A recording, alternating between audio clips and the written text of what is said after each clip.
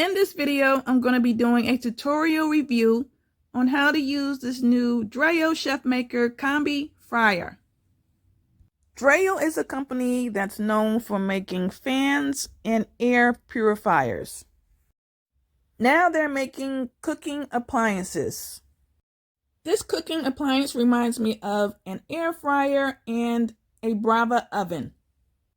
To me, it's more user-friendly and less expensive than a Brava oven. It uses temperature algorithms to cook your food in different stages. When you open up the box, you'll see a guidebook. It'll give you instructions on how to use the Chefmaker for the first time. It'll also show you some marinade recipes. It has nice bold print and it's easy to read.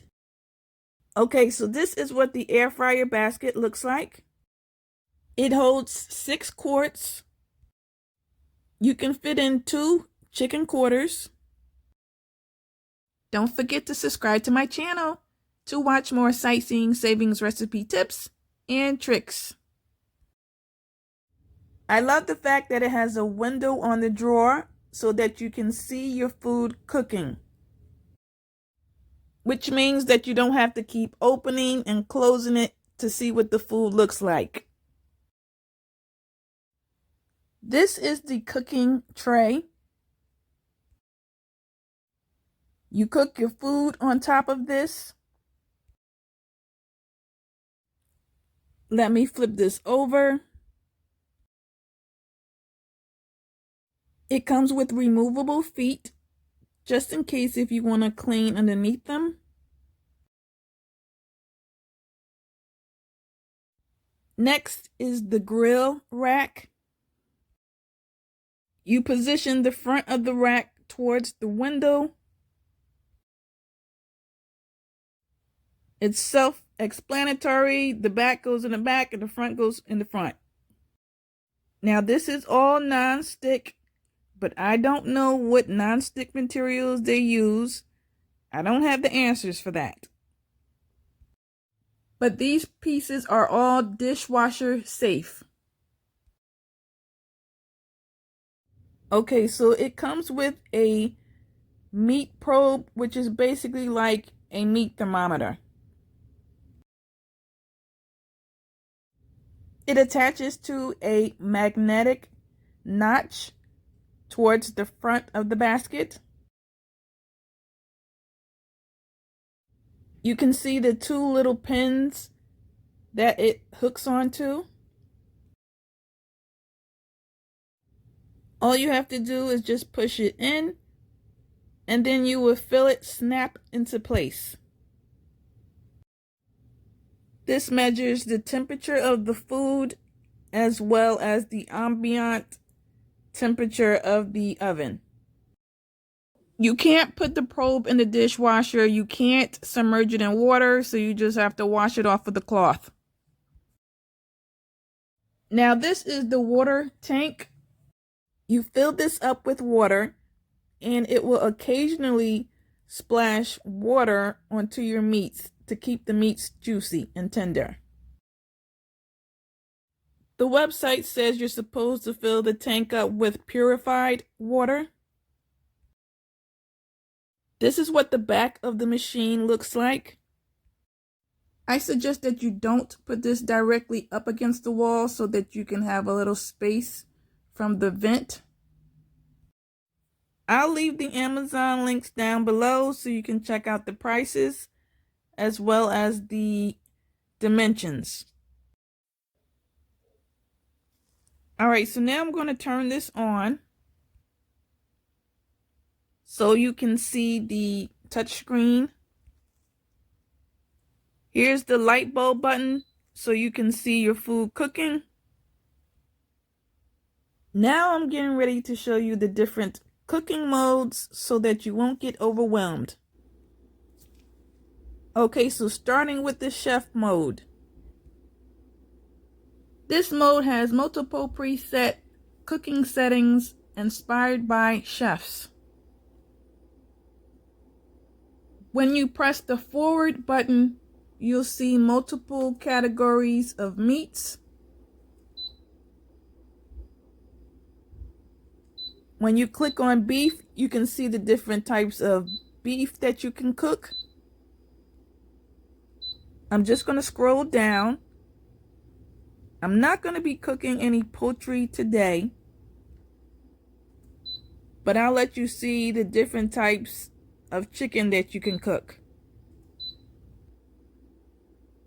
Next is the classic cook mode. It has air fry, defrost, broil, bake, and dehydrate. On the classic cook mode, you have to manually set the time and the temperature that you want your food to cook on.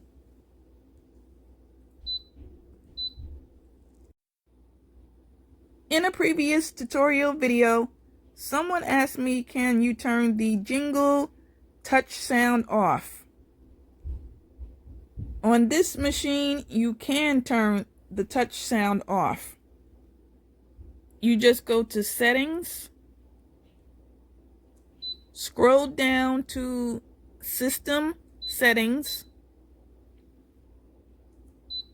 then go over to touch sound and turn it off. For the remainder of this video, I'm going to leave the sound off. Next is the probe cook mode.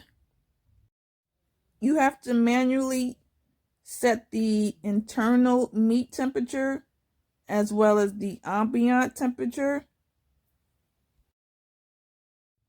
On this mode, I think this machine will cut off once it reaches your desired temperature.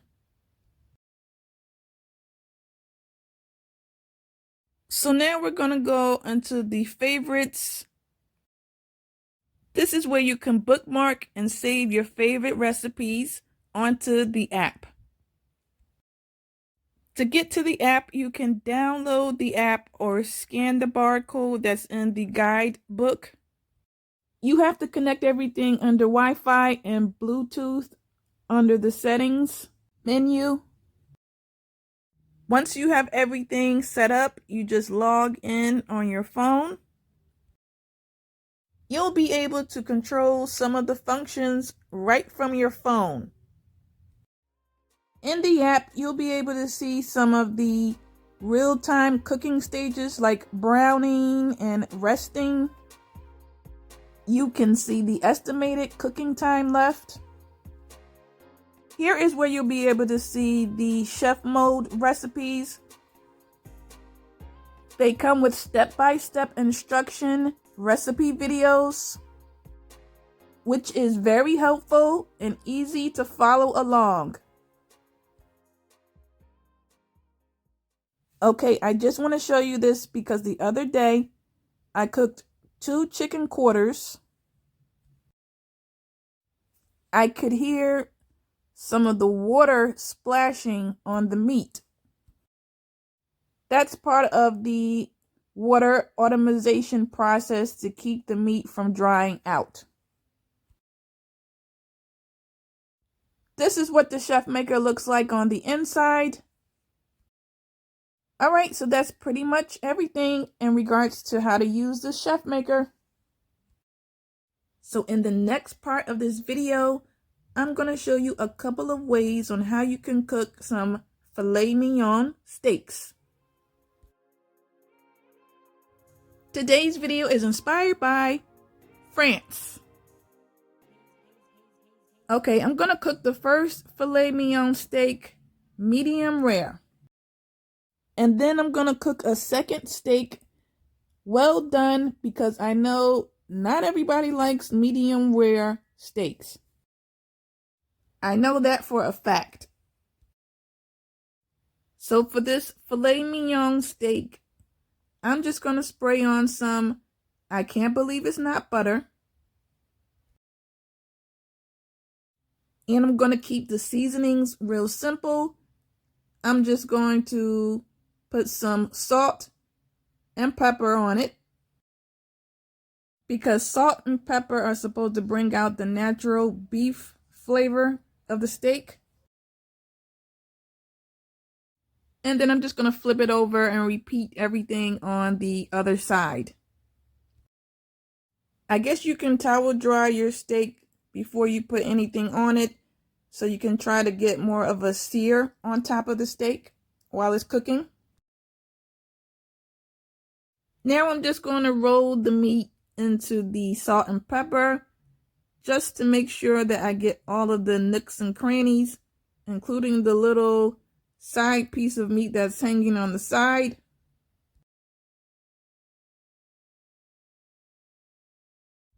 You can probably wrap this up with bacon if you wanted to.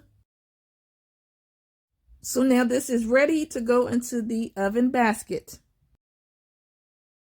First, I have to put some purified water into the water tank.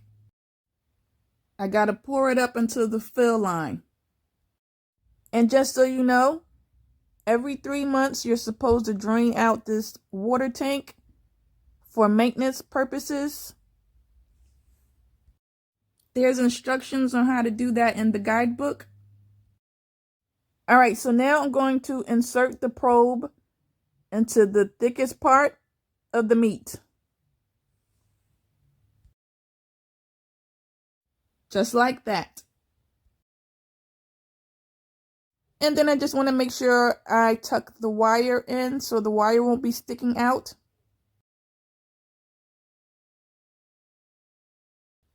Now I'm just going to push the basket drawer in. All right, so now I'm going to go to chef mode. Then I'm going to select beef. I'm going to scroll all the way down until I see Filet Mignon. Okay, I can select that. Now it says use the grilling rack. I already have that in. Okay, now is where you would select the doneness and how you want your steak cooked. I usually like my steaks medium, but for the medium rare viewers, I'm going to leave it on medium rare for you. I'm going to press the classic flavor option, which is basically like a classic stovetop oven style cooking.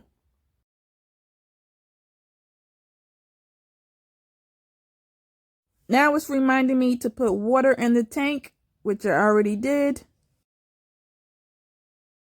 And now it's going to start calculating an estimated cooking time, and then it's going to start cooking. I turned the app on, so now it says I have 14 minutes estimated time left.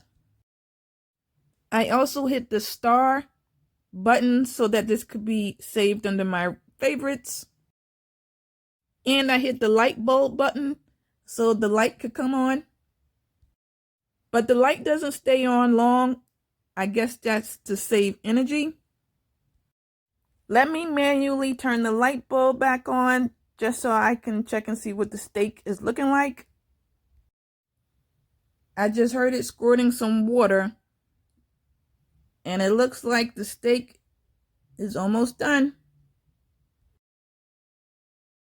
All right, so now it's finished. And it says, if further browning or doneness is needed, go to the classic cook to continue cooking. To be honest with you, sometimes I do have to continue to cook the food in the classic cook mode, especially chicken.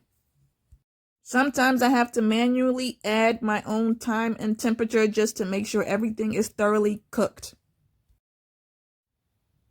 All right, so this is what the filet mignon steak looks like. It looks good. So now I'm just going to take some tongs and a fork to remove this probe, because this probe is really hot and I don't want to get burned.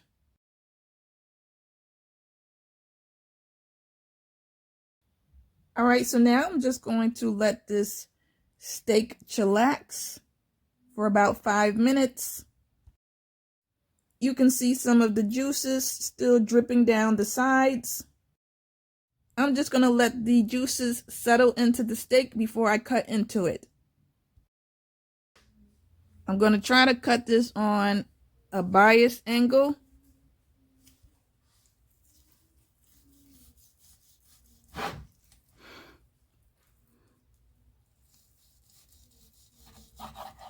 Okay, so this doesn't have a lot of pink in it.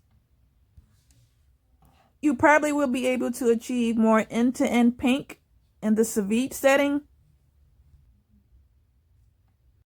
It doesn't have much of a crust on top. You can see a little bit of the pink in the middle. But I'm going to try this so I can see how this tastes.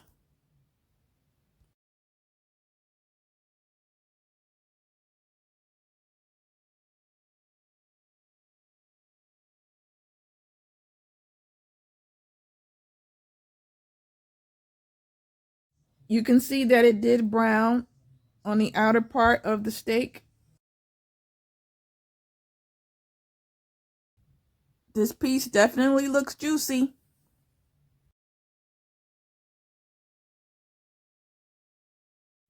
So this tastes tender and juicy. It doesn't taste dry or rubbery like some overcooked steaks taste.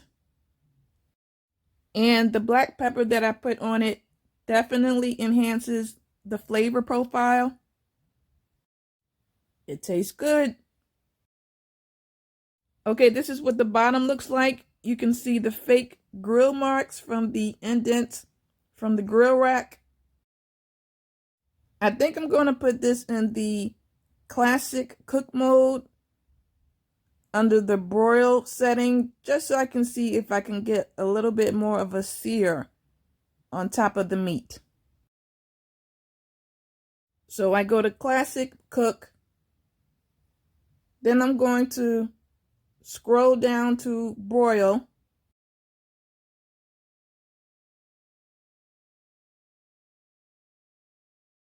I'm going to change the time down to 3 minutes. No, I better make it 2 minutes because I don't want to overcook this steak. So the broil setting did give it a slight crusty sear on top, which is fine with me. All right, so this is what this filet mignon steak looks like, cooked medium rare in the classic flavor chef's mode. All right, for this filet mignon steak, I'm just going to spray some olive oil on. And I'm going to add this buttery steakhouse seasoning. Now this steak is a little bit bigger than the other steak that I cooked. So I'm going to put a little bit more seasoning on this one. Now this is ready to be cooked. Okay, so now I'm going to cook this well done in the sous vide setting. I want to see if this sous vide setting can cook well done tender steaks. When you cook in a regular sous vide machine, you have to put your meats in a vacuum sealed bag. Then you have to submerge the bag in water and let it cook in a low and slow water bath. This is a cooking method that some restaurants use to keep the meats tender. On this machine, it's supposed to mimic the sous vide process without using bags and a water bath. It's been about 40 minutes, and on the app, it shows that now it is on the pre-sear cooking stage.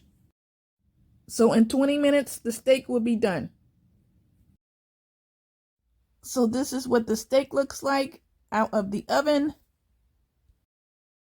I cooked some carrots on the roast setting.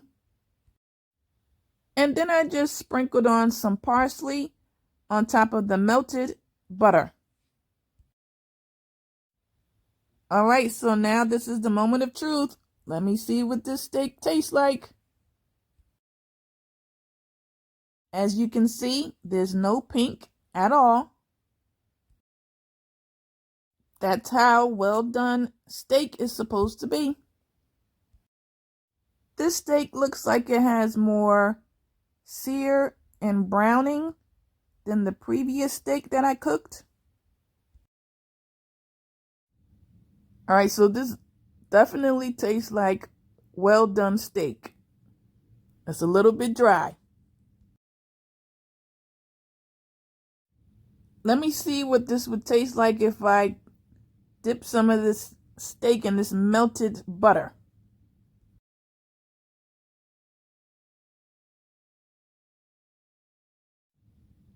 All right, so the butter definitely makes a difference. It makes the steak more tender and juicier. I definitely have to have a whole lot of melted butter or steak sauce on well done steaks, but that's just my opinion. All right, so I'm done talking for now because it's time for me to eat some more of this food. Thanks for watching.